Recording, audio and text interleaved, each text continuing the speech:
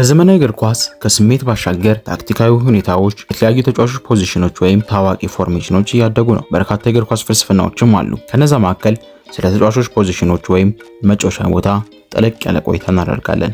ጤና ይስጥልን ምርጥ አድማጭ ተመልካቾቻችን፣ የምትገኙት በተወዳጁ ብስራት ኤፍኤም 101 ላይ ነው። ፕሮግራሙ ደግሞ ንስር እይታ።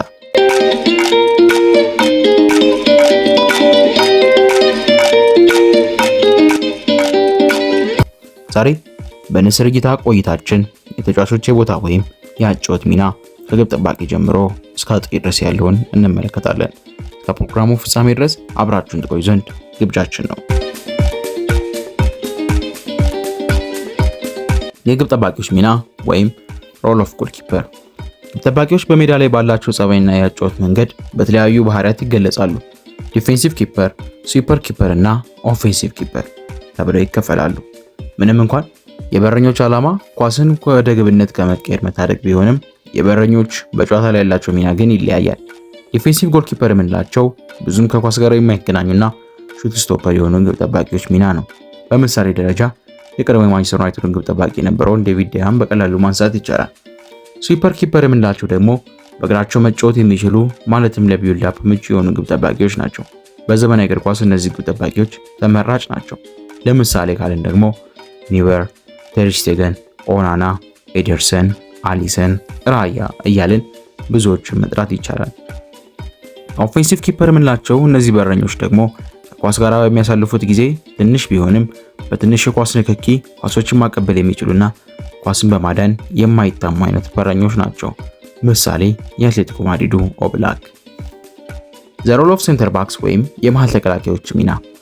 ይህም መሰረታዊ የሆኑ 3 ክፍሎች አሉት። ስቶፐር ሴንተር ባክስ፣ ቦል ፕሌይንግ ሴንተር ባክስ እና ሊብሮ ይሰኛሉ። ስቶፐር ሴንተር ባክስ የምንላቸው ብዙ ከኳስ ጋር ግንኙነትን የማያደርጉ በዋነኝነት ኳሶችን ማጽዳትና ብሎክ ማድረግ ላይ ትኩረት የሚያደርጉ ተከላካዮች ናቸው። በተጨማሪም በዚህ ሚና የሚጫወቱ ተጫዋቾች ብዙ ሩጫዎችን ማድረግ አይፈልጉም፣ በሎ ብሎክ ነው መጫወት የሚፈልጉት። ቦል ፕሌይንግ ሴንተር ባክስ የምንላቸው ደግሞ እነዚህ ተከላካዮች በእግራቸው መጫወት የሚችሉና ኳሶችን በቢውልድ አፕ ወደ አማካኞች የሚያደርሱ ናቸው። ሌላኛው ደግሞ ሊብሮ ወይም ስዊፐር ብለን የምንጠራቸው ናቸው። እነዚህ ተከላካዮች ደግሞ በሃይ ላይን ሳይሆን ከኋላ ነጠል ብለው የሚቀሩ ተከላካዮች ናቸው። ይህም የሆነው አደጋን ለመከላከል ነው። ነገር ግን በካውንተር አታክ ለሚጫወቱ ቡድኖች ኦፍሳይድ ትራፑን ጥሶ ለማለፍ ይቀላቸዋል። በአሁን ዘመን ግን ይህ ሚና ቀርቷል ማለት ይቻላል።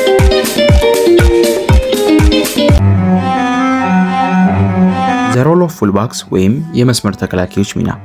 ይህም ልክ እንደ ከላይ እንዳነሳናቸው ሁሉ 3 መሰረታዊ የሆኑ ክፍሎች አሉ።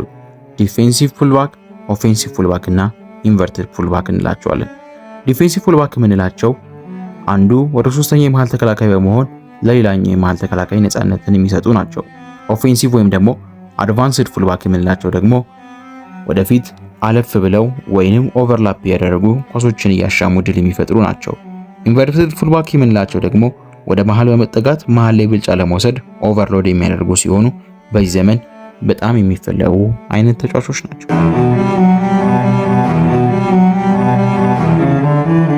ዘ ሮል ኦፍ ሚድፊልደር ወይም ደግሞ የአማካኞች ሚና ስንመለከት 7 የተለያዩ ባህሪያቶችን መመልከት ግድ ይላል። ዲስትሮየር፣ ዲፕ ፕሌይንግ ፕሌይሜከር ወይም ሪጊስታ የምንለው፣ ሜዜላ፣ ቦክስ ቦክስ ሚድፊልደር፣ ክላሲካል ነምበር 10፣ ፎርስ 10 እንዲሁም ደግሞ ትሪካስቴሪያ ማንሳት ይቻላል። ዲስትሮይ የምንላቸው ታክሎችን የሚያበዙ ኳሶችን ማቋረጥ ላይና አግሬሲቭ ጨዋታዎችን የሚመርጡ የተከላካይ አማካኞች ናቸው። ምሳሌ ደግሞ ካንቴ፣ ካዝሜሮ፣ ቡስኬትን ብዙ መጥቀስ ይቻላል። ዲፕሌይንግ ፕሌይሜከር ወይም ደግሞ ሬጌስታ የምንለው ደግሞ ኳሶችን ወደ ሌላ ቦታዎች በስፋት የሚያሰራጭና በክፍት ጨዋታዎች በአብዛኛው የሚሳተፉ የተከላካይ አማካኞች ወይም ማዕከላዊ አማካኞች ናቸው። ለምሳሌ ለዚህ ሚና ብቻ የተፈጠረ የሚመስለው አንድሪያ ፒርሎ በቀዳሚነት ይጠቀሳል። ቶኒ ክሮስም እንዲሁ። ሌላኛው ደግሞ ሜዜላ የምንላቸው ነው።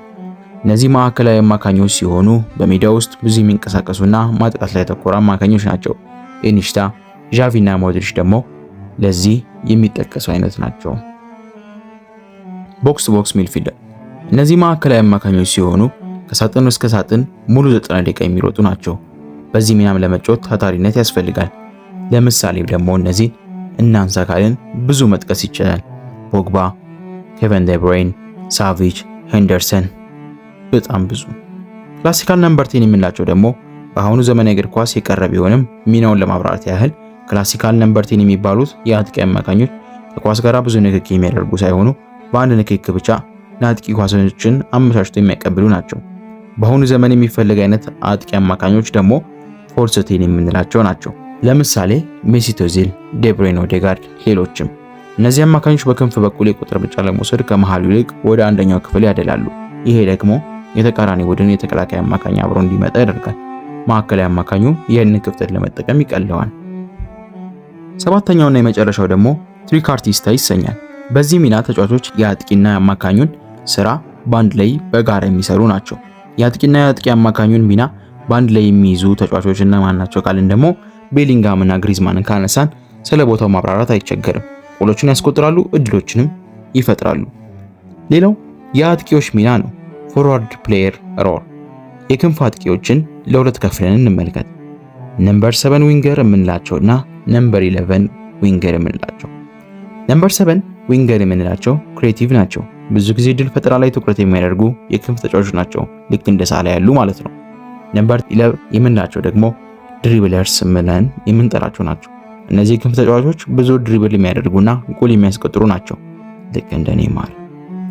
9 ቁጥር አጥቂዎችን ደግሞ ስንመለከት በተለያዩ አይነት ሚናዎችም እነዚህም ይከፈላሉ። ለአሁኑ አራቱን እንመልከት።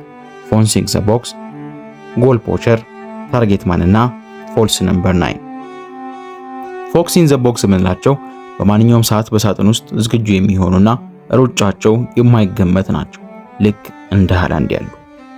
ጎል ፖቸር የምንላቸው ደግሞ በ6 ያርድ ቦክስ ወይም ፔናልቲ መምጫ ሳጥን አካባቢ ክሮስ የሚጠብቅ አጥቂ ነው።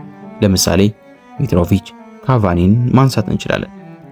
ታርጌት ማን የምንላቸው ደግሞ ፈጣን ሩጫዎችን የሚያደርጉ፣ ጥሩ ቦታ የሚይዙ፣ ለካውንተር የሚመች፣ በተክለ ሰውነት ብቁ የሆነና እድሎችን የሚጠቀም፣ ኳስ በመጨረስ ደግሞ የማይታማ ልክ እንደ ክርስቲያኖ ሮናልዶ ማለት ነው።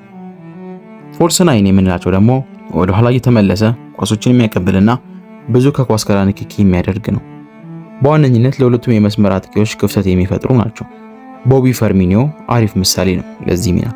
ሜሲን ያላችሁ እንደሆነ ደግሞ በክላሲካል እንዲሁም ሐሰተኛ 9 ቁጥር እንዲሁም ደግሞ 10 ቁጥር ላይ መጫወት የሚችል ሁለገብ ተጫዋች ነው። ንስርይታ ከዝግጅቱ ጋር ሮቤል አብርሃም አብራችሁ ነበርኩኝ። መልካም ቆይታ።